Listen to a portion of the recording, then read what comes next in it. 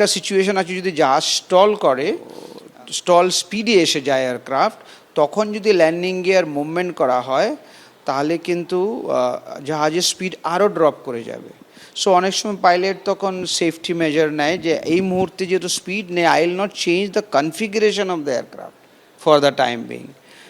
But additional problem হচ্ছে যদি thrust না থাকে, both thrust of the engine is lost, so you don't have anything to do.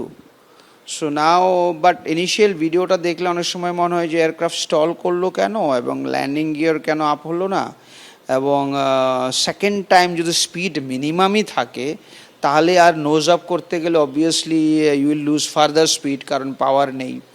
So sometimes I might think ki they can see ki eminent of these buildings of this medical college, hostels and all.